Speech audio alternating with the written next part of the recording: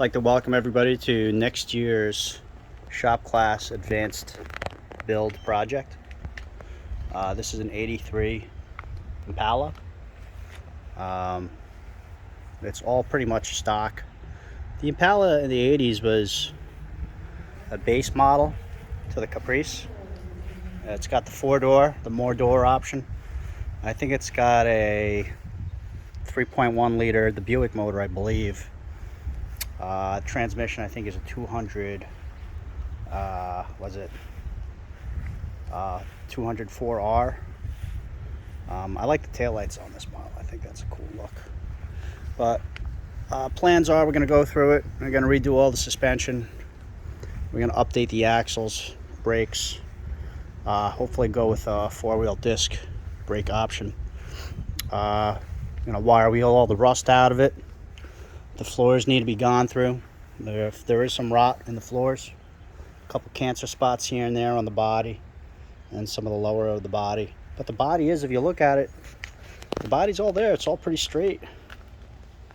We're also going to be doing, for power package, we're going to be putting a turbocharged LS motor. I don't know if you can see that, but there's some bubbling right there. We're going to be putting a turbocharged LS motor. Hopefully running it at about 15 pounds of boost tops. We are going to be taking a whole motor apart, rebuilding it, going through all the internals.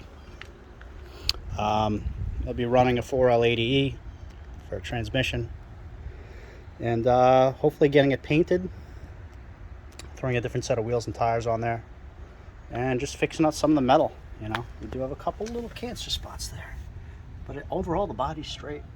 The body really is not bad. I've never done a turbo motor before, so this should be fun. And I think we have a lot that we can learn with the kids here.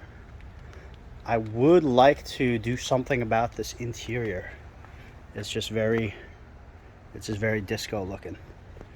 But overall, this car is kind of a cool car. You don't see a lot of these Impalas from the early 80s, late 70s. Everything in the car works too. The car is in actually pretty good condition for sitting outside for 40 years. But that's basically the deal for next year's shop class build at OHS. We're going to be rebuilding, updating this old Impala Caprice. If you have any questions, put it in the comments.